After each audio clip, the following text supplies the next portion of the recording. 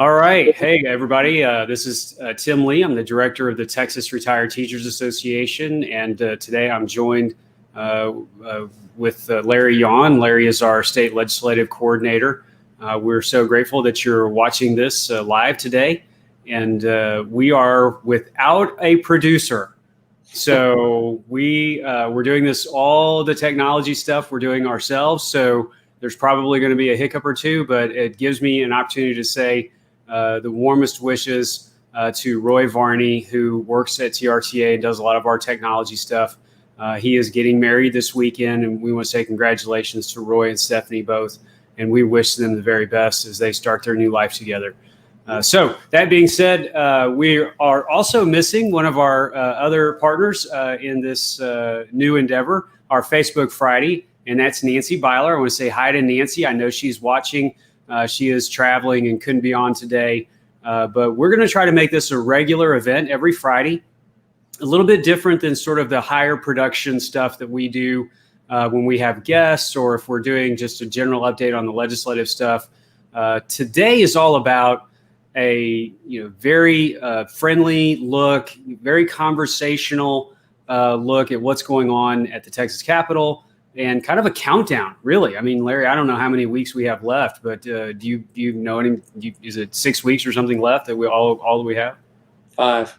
5 weeks. And so while I'm kind of opening us here, let me go ahead and say hi to some of our friends who've joined. I see Cindy Sharp is watching. Hi, Cindy. She works with TRTA. Gloria's here. Sandy's here. Janet's here. Wanda's here. Y'all, feel free to get engaged in the comments. And some of you are watching on YouTube. Some of you are watching on Facebook. And Roy educated me on this the other day because I am not the best at Facebook. But he said if you like us on Facebook, I don't remember. Anyway, if you're commenting on Facebook, I've got your comments in front of me. If you're commenting on YouTube, I can see those comments there as well. Hi, Verna. Hi, Betty. Hi, Steve, Sheila, Alicia. It's good to see you. Really happy that you're all here. And I'm going to keep an eye on the comments. So if my eyes are darting off to the side, it's because I want to see what y'all are commenting on. So hi, Betty. Hi, Marilyn. It's good to see y'all. Like, we got a full house here coming on today. So it's probably best for us to get started. So Larry and I didn't want to have a major rehearsal thing. We want to make this more organic, make it more about y'all and how you can help us. As Larry said, with 5 weeks left. So first thing I want to talk about, Larry, is really the budget. So last night, the Texas House voted on SB1, Senate bill version of the budget came over, and the House said, here's our version of the budget. And we can talk about a couple of highlights. So the first thing I'd like to talk about, Larry, is how did TRS and TRS Care fare in the budget? Did we get the money in the budget that we were expecting to get? Well, the good news is that the number one priority that the legislative committee adopted in our legislative program was to protect the gains from Senate Bill 12 of last session. Mm-hmm. And both the House bill and the Senate bill, the appropriations bill, the finance bill, both of them contain those increased contribution rates. So yes, they're in the bill. It's something we don't have to negotiate any further. All we need to do now is to be certain we get it out of conference when that conference committee is set up. And secondly, to go along with that, we also had the legislative committee had also asked for the TRS care contribution rate that was increased 2 years ago to be maintained. And that has also been included in those finance bills. So that's the really great, good news to start off May. Yeah. So budget stuff is looking great. I really want to thank our members for all of the work that you all did before the start of the session. I mean, really, that work started when we ended the last legislative session and elected officials started showing up at our local meetings when we were still open for locals.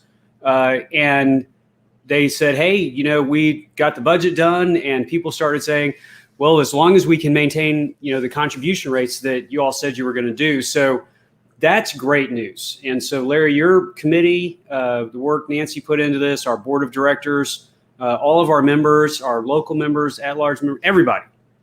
Number one priority for TRTA, make sure that the budget fulfills the promise that was made to us that we all worked so hard to achieve last session.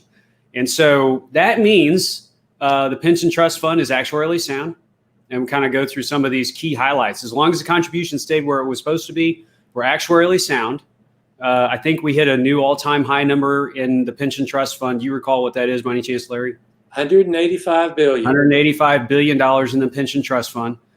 We have a 26-year amortization, which means that, if all things being equal, as long as the legislature keeps putting in the money they promise, as long as TRS keeps getting the earnings that they say, and everybody's putting the money, we'll have a fully funded pension fund, a fully funded defined benefit pension fund within 26 years.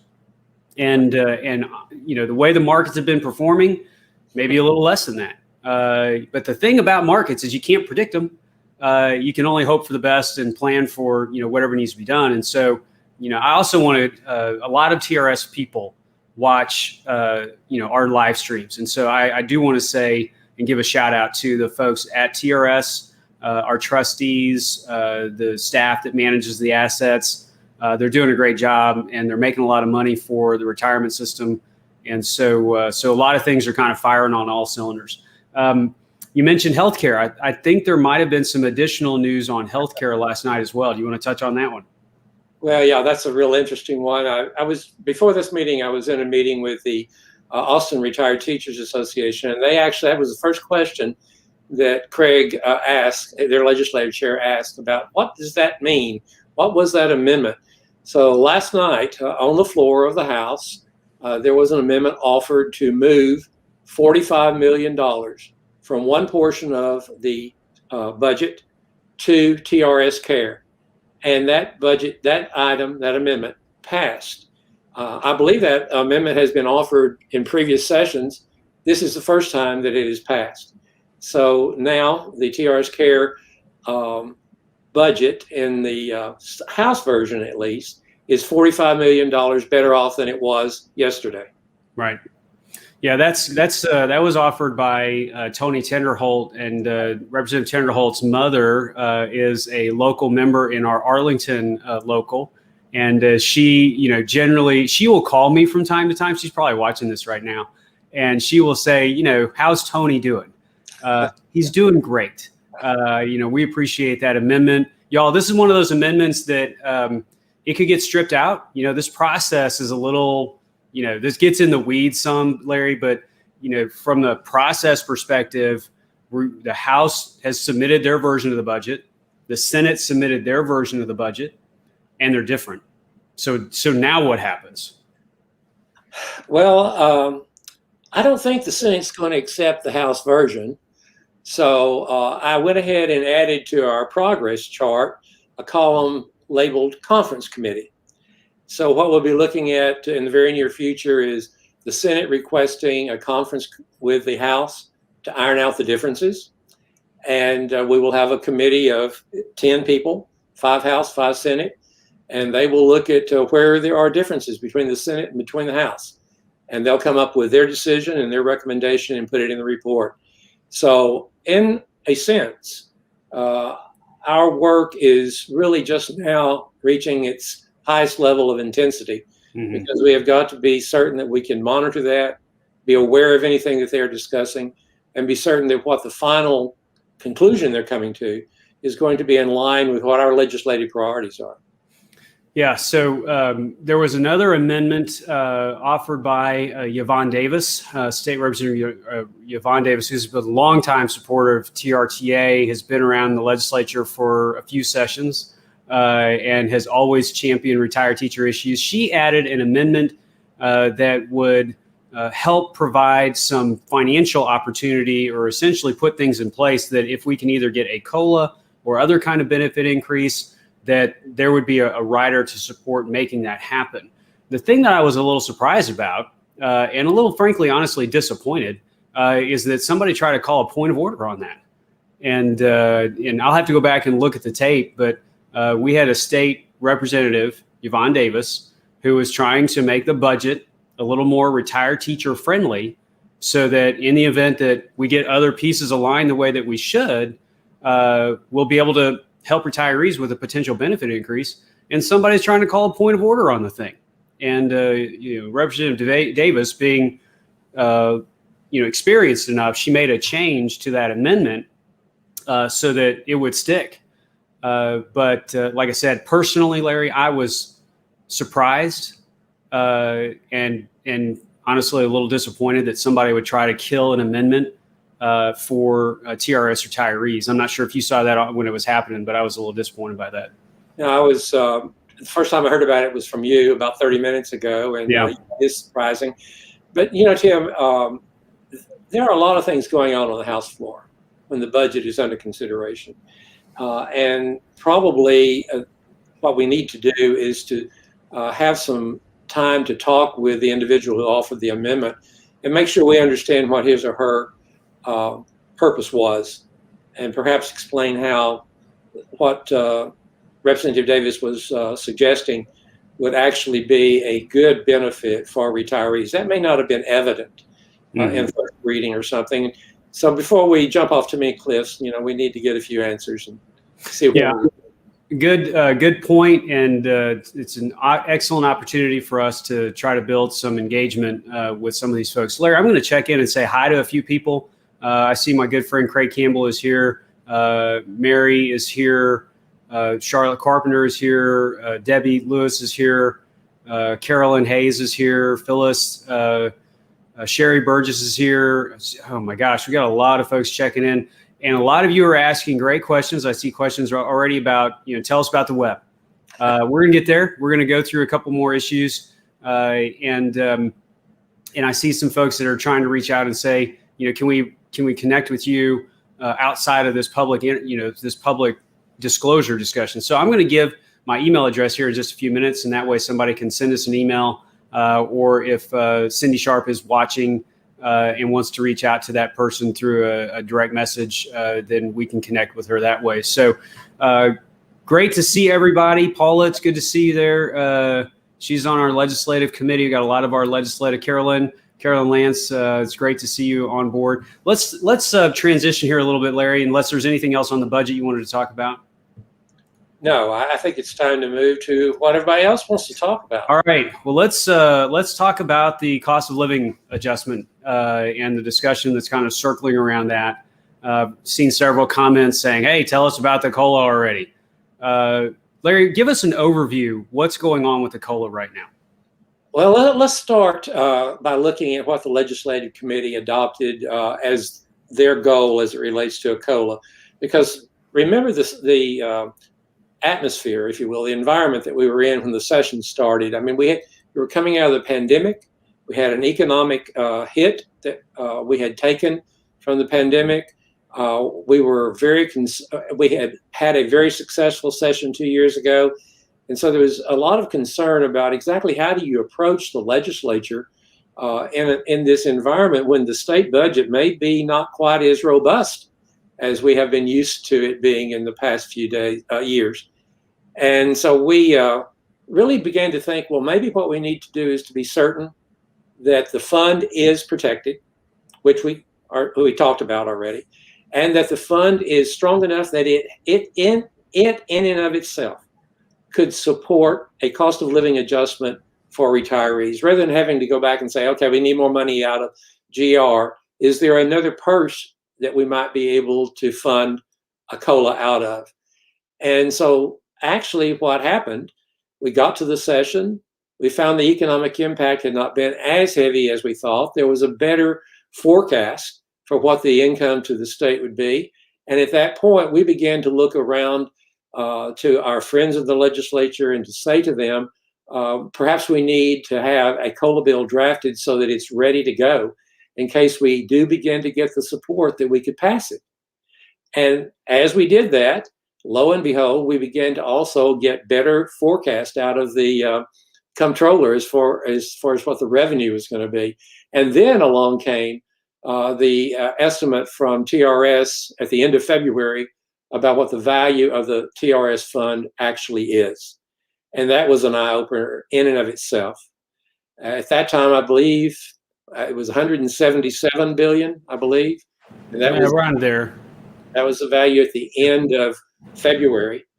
But folks, since end of February, another $10 billion has gone into the TRS fund. Clearly, we're in a position where the TRS fund itself can provide a COLA to our retirees. So we really then at that point began to turn up the energy and the excitement on a COLA bill.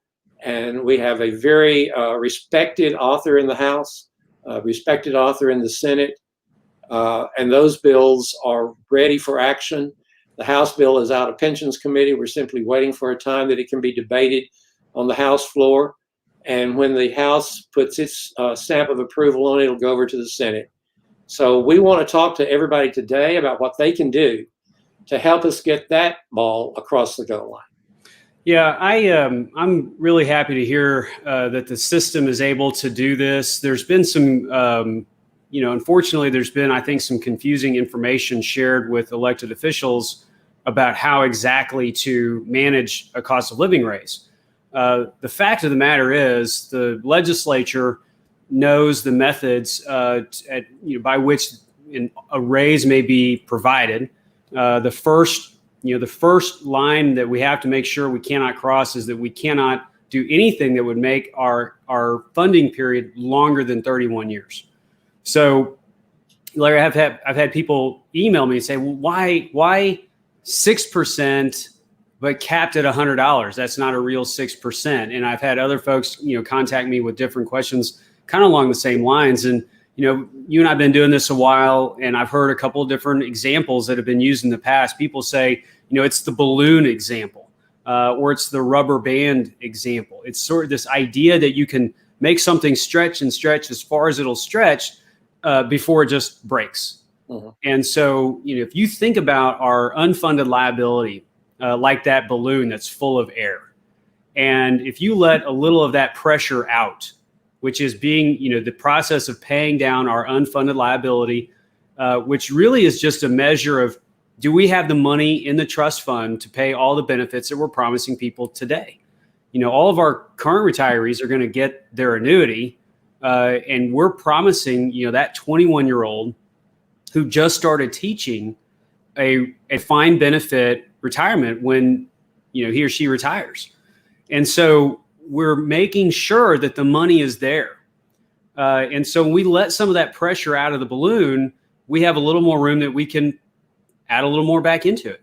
And it's, we're not being irresponsible. As a matter of fact, the actuary from Gabriel Roeder and Smith, which is the actuarial firm that works with TRS, was testifying earlier in the week about, why it's important for retirement systems to have some form of inflationary protection for its members. Now, the testimony was just happened to be on another state retirement system, but the principle and the idea of it is the same. We should have some inflationary protection. And I think the number, Larry, and correct me again if I'm wrong, but if you retired September 1st, 2004 or after, you've never had a pension increase. Correct. And so our group of people that are affected by this have gone 17 years without ever receiving some of that inflationary protection. And I think that just kind of speaks to the idea that, now is the right time, and we need to push, every member of the legislature with the idea that we can help retirees today. So one of those bills, tell me the House bill, Larry, if you don't mind. 3214. All right. So House Bill 3214 is the bill by Representative Capriglione. And where is that bill right now?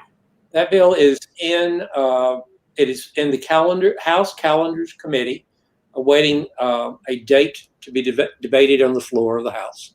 Okay. So getting it from that committee to the House floor, and what do you kind of see in your crystal ball of things that our members can be doing or be getting ready to do to support this when it gets to the House floor?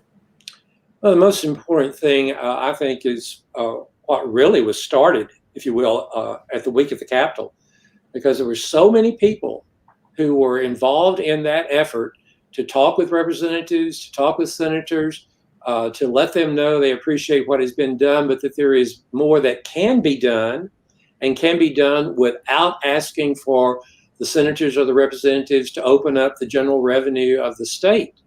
I think the most important thing that can be done is for each local area of our state to have its own plan about how it is going to contact its own representatives and create the atmosphere that, well, of course we're for this.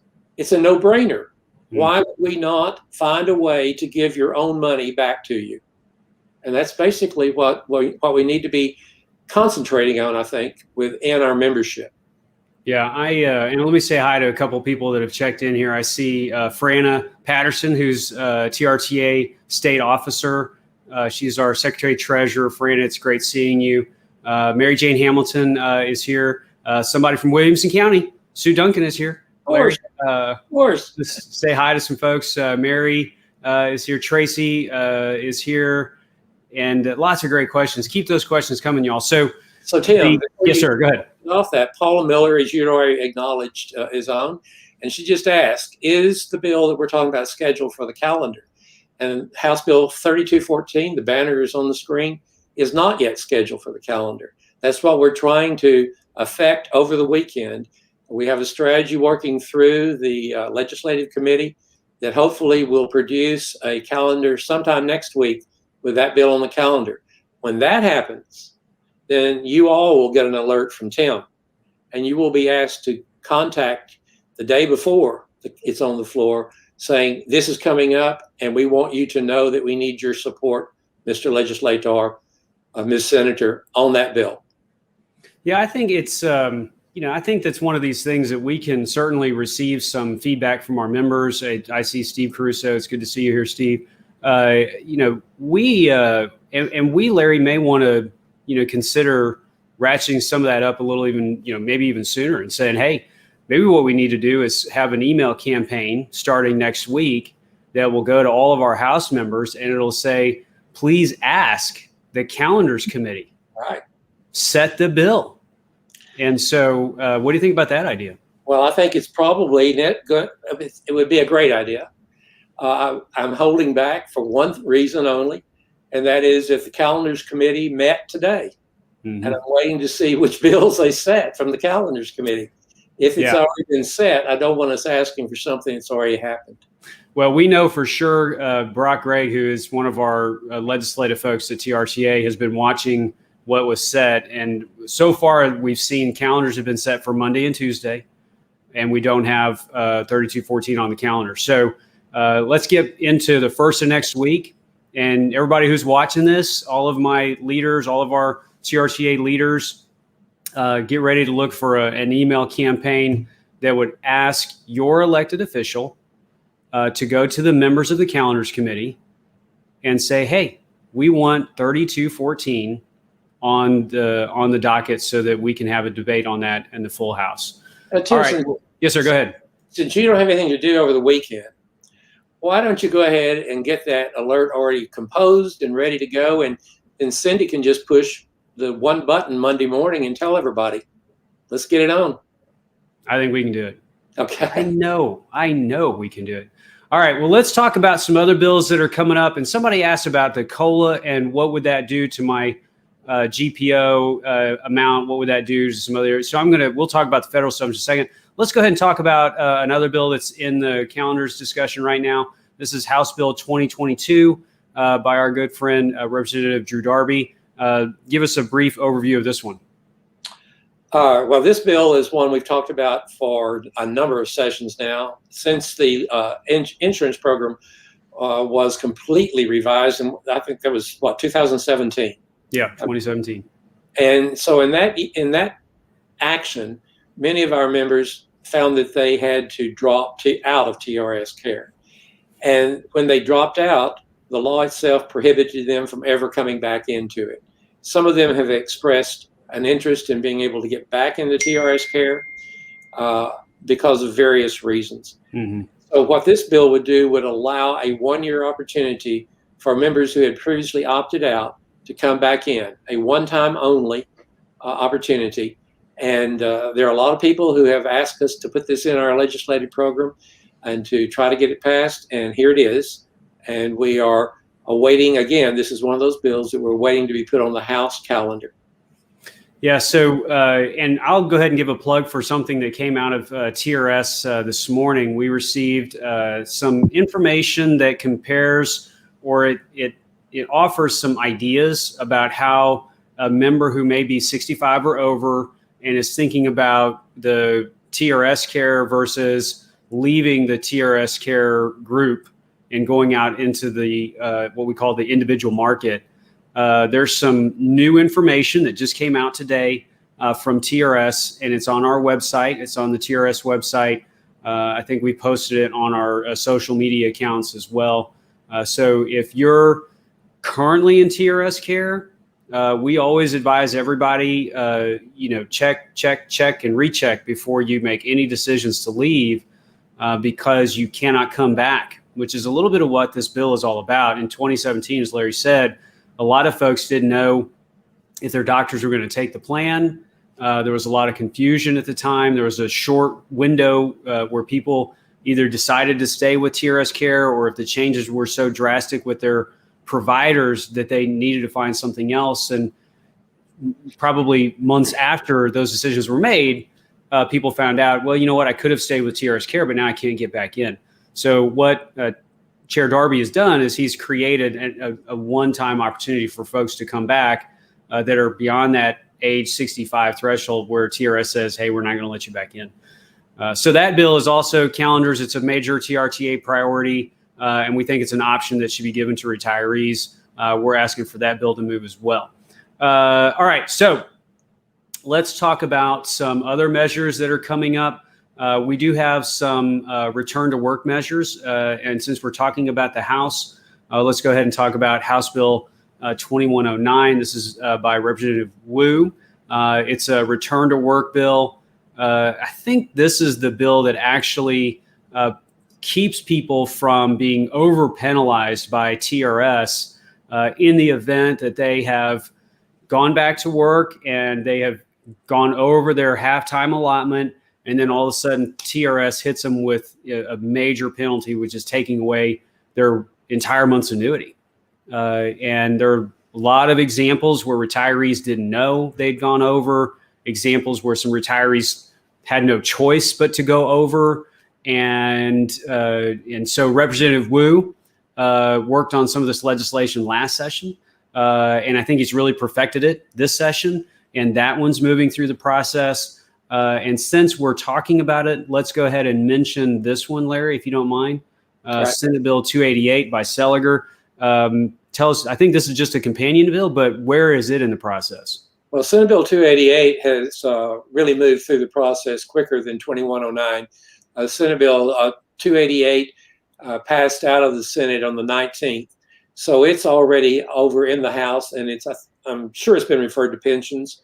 So it's in Pensions Committee. That simply strengthens our hand on the issues there, because it means that we've got a bill that has passed the Senate already. And if the House passes that bill as it is written by the Senate, by Senator Seliger, then that would be on its way to the governor without any additional action. But there are a number of places where those issues can be addressed in this legislative session. And Tim, I just got to say, I think that is part of the beauty of the way the Legislative Committee and the staff, TRTA, have worked together. These things are all working. The different pieces of legislation are working together. And when one looks like it's not going to progress, all of a sudden its companion does, or something. And it's really a nice strategy, I think, that we've got going. I think we need more pressure to keep it actually getting across the goal line. But we've got the answers to a lot of the problems that our members have been raising for us to consider.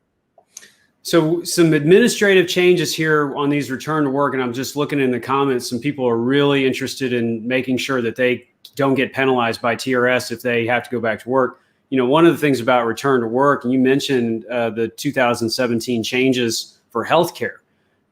You have a lot of retirees that didn't really know those changes were going to occur. They retired and their health insurance situation is entirely different, right, and it just more out-of-pocket costs. So, the thing about retirement is that TRS will let you go back to work without penalty if you've been out for 12 consecutive months.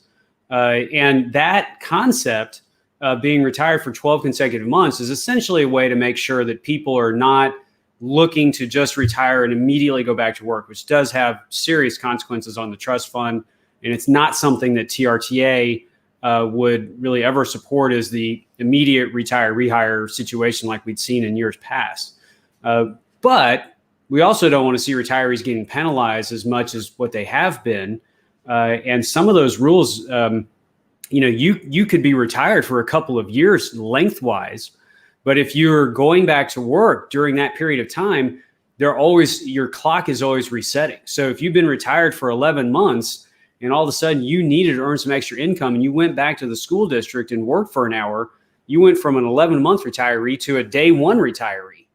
And so this provision is one that is really hurtful for folks. We understand why it's there, but it's also time for a modernization of it, which gets me to Senate Bill 706. And this is one of two versions of the sunset bill, but this is the one that we have on our radar because the Senate is probably going to take this bill up.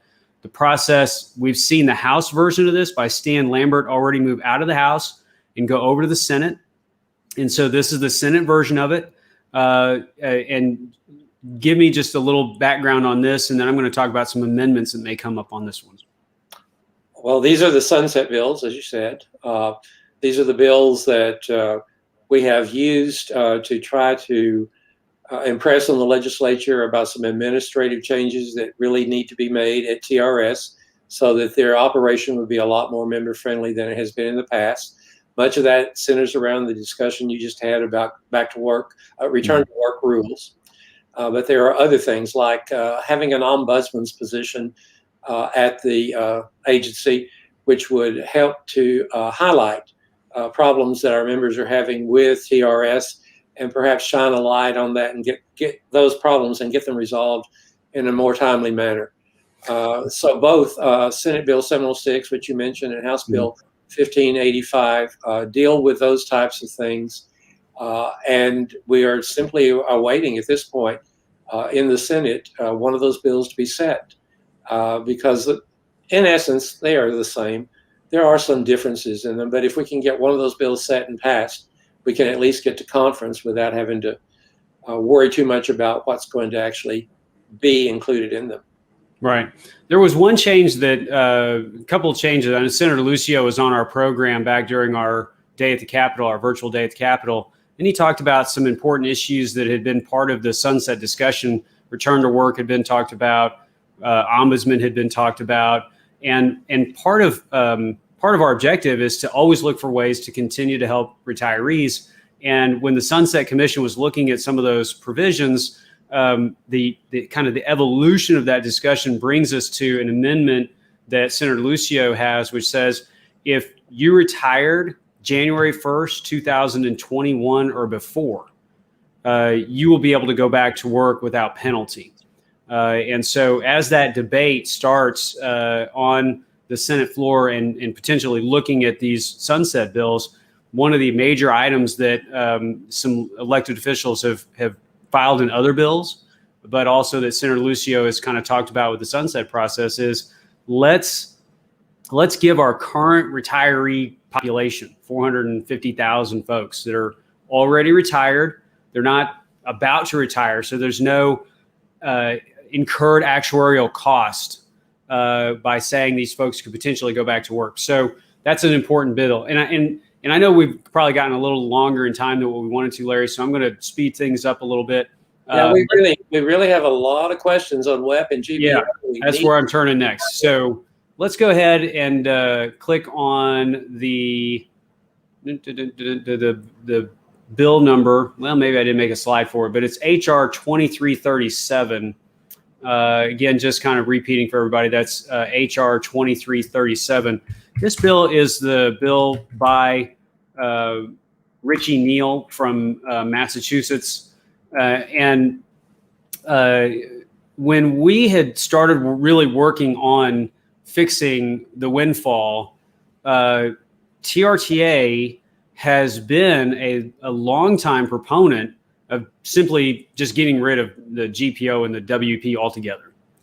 And what we found out in working with Congress is that a couple of things that we thought we knew weren't really exactly the way that we expected them to be. And we used to think that you could only deal with the WEP and the GPO if you were dealing with them at the same time. And about 7 or 8 years ago, an opportunity presented itself to fix the windfall. And the belief was that would have been the simpler of the two issues to fix, that we would be able to build a national coalition of public workers that have been affected by these two provisions, and that once we fixed the WEP, we would then transition to fixing the GPO, just as it's a little bit trickier of an issue to fix, but it's really hard to talk about one without the other. And so HR 2337 is right now the measure that has been introduced by Richie Neal. Some people are thinking, well, who is this Richie Neal character? Well, Chairman Neal is a Democratic member from Massachusetts, and he is chair of what we call the House Ways and Means Committee. Ways and Means is the committee that deals with all of these Social Security issues. And Larry, my understanding is that if you've got a measure that has some spending in it or some potential cost to it, they typically start those conversations on the congressional side in the House before they really start in the Senate. So it doesn't mean that we don't have a Senate strategy that we're looking at, but it does mean that if we're going to really get this issue to kind of move forward, we need the House to take action. So HR 2337 is a new bill number. And if you read this bill and you have been following TRTA's activities on fixing the WEP, you would think to yourself, this reads a lot like a bill that was originally crafted by a gentleman named Kevin Brady.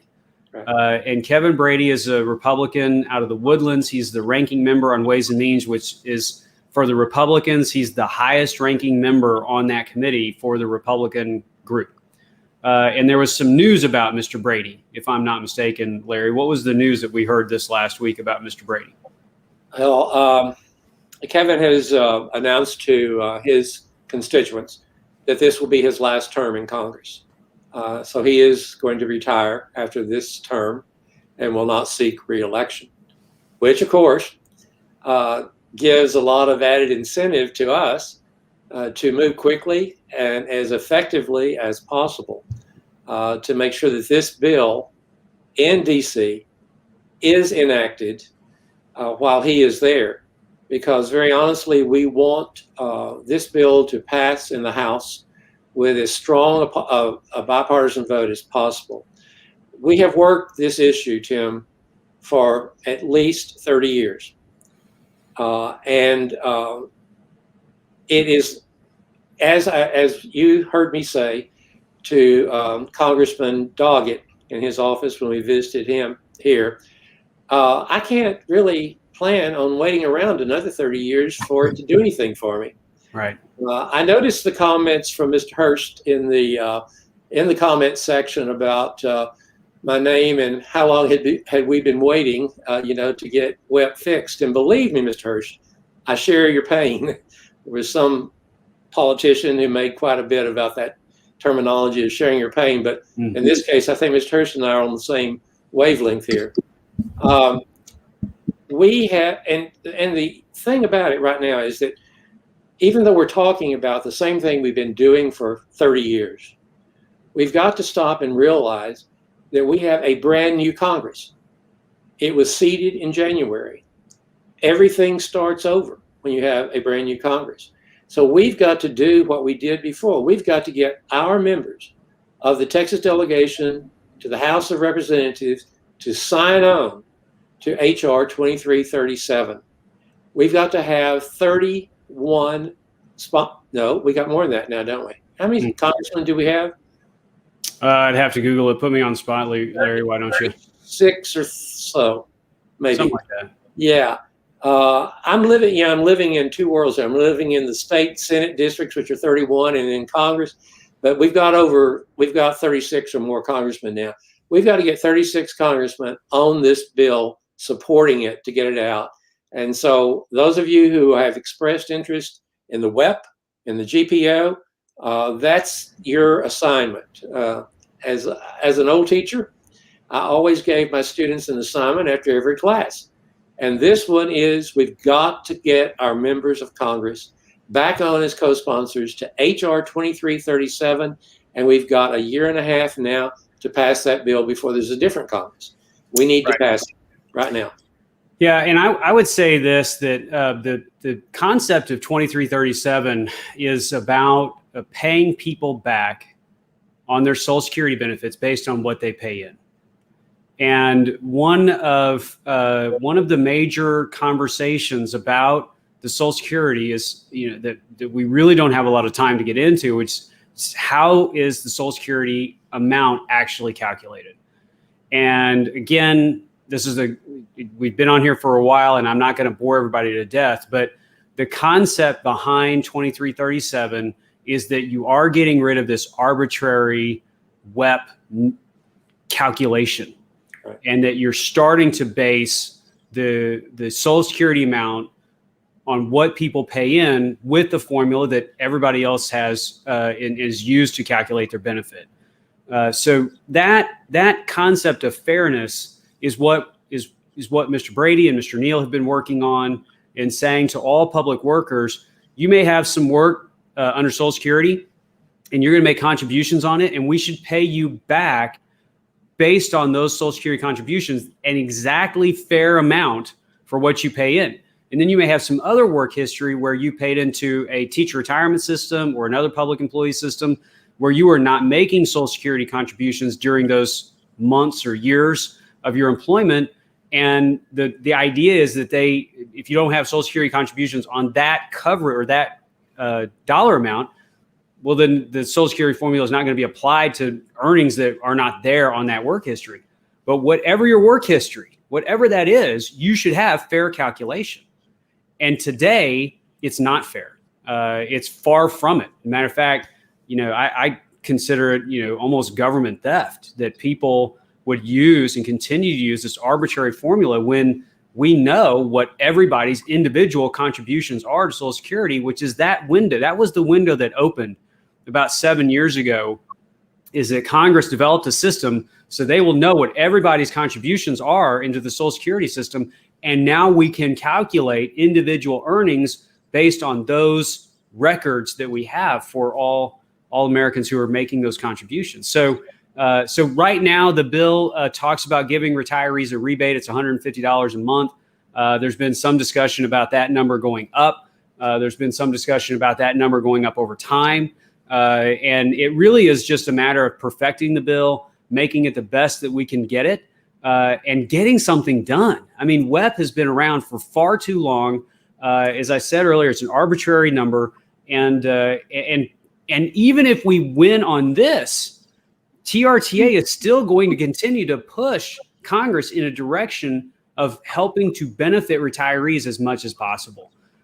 So it means that we do have the next component of this, which is the government pension offset, which is, a lot of people would argue is a far more destructive kind of provision, because it usually means that somebody has already lost a spouse. Most people think about that GPO as, well, my spouse has passed away, and I want to be able to receive a portion of the Social Security benefit called the spousal benefit after that spouse has passed away. And many people find out that they end up getting nothing. And I saw earlier some questions about, well, if I get a raise with TRS this session, which, that's what we're pushing for, and I still get a little bit of Social Security based on my spousal work history, will that have an impact? And the answer is, unfortunately, the Social Security Administration has a track record of trying to find people who get benefit enhancements through their state, and looking at people who are GPO'd but don't have the full amount reduced, and coming back and say, hey, you know what, we're going to take a little bit more from you, which is why TRTA has championed an idea, Larry, called one and done. Until we can really fix the GPO, we're pushing a concept saying, look, if you've got somebody who's already been GPO'd, if they get a benefit increase, you do not go back and recalculate that benefit structure. And so there are multiple components of this fix that we're going for. We would, I'll be the first one to tell you, and Larry and I can, talk about this as well, but Congress is spending a lot of money right now. And probably in a lot of areas that they need to spend some money.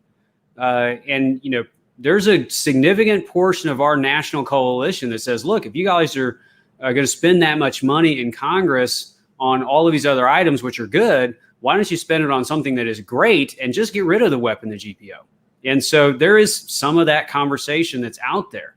But I think a more real course is to, first of all, start by saying, at the very least, let's stop taking from these folks based on this arbitrary formula and kick it out and put in a fair formula and start giving some money back to retirees now. So the bill number, again, is HR 2337. All of those congressional members that had signed up on the previous versions of this, we got to ask them to do it again. It's a new Congress in a different bill. So as Larry was right, we'll continue to push out some click here messaging so you all can ask your congressional members to sign up. I do want to say hi to Leroy DeHaven. He's our TRTA State Association president. He's here watching and reading your comments. I've seen some comments talking about the $100 cap. Again, I just want to reiterate on that cost of living adjustment. If we could give everybody the full amount, trust me, we would. Our perspective on the cost of living raise is how can we affect the highest number of people with the very best benefit possible without crossing that line where the legislature says, oh, well, you're no longer actuarially sound, so we're not going to give a raise to anyone. So from the advocacy perspective, could this be better? Of course.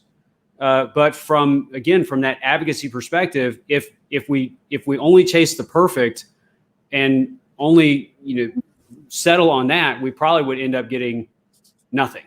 And so, Larry, any wisdom or thoughts to your fellow retirees when it comes to saying, hey, we've got to go for what we can get right now?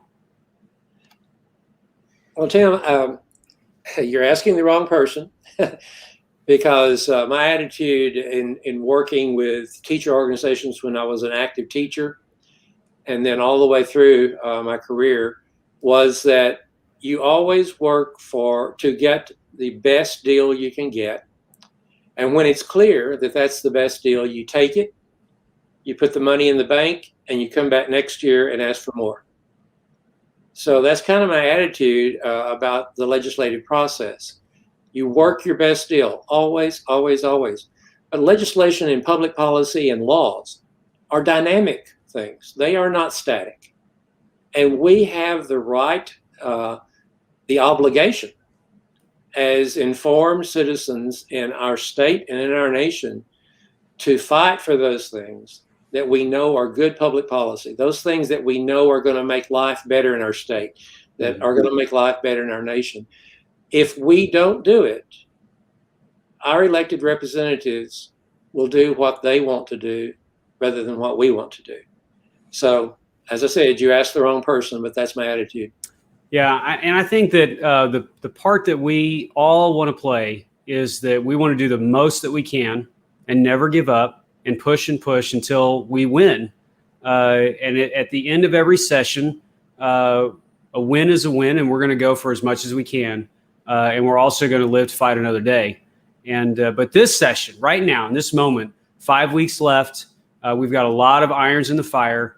The COLA is still alive. 6% capped at $100. There's enough of the session left that all of a sudden, we may find out we could do better. We'll see. That's right. I can promise you this. There will never be a moment where TRTA ever settles for anything other than all we can get. And we're going to push and push and push until we get to that ground. And we do it because we love working for y'all. We really enjoy what we do.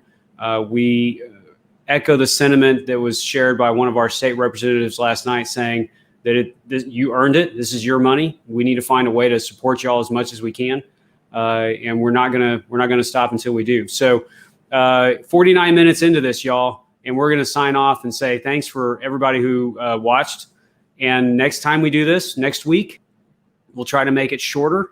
But since this is our first shot out of the gate, it was probably longer than it needed to be. Next week, tune in for very specific actions because we're going to be running another week behind. And so starting next, go ahead, Larry. I know you want to close it, but I can't resist.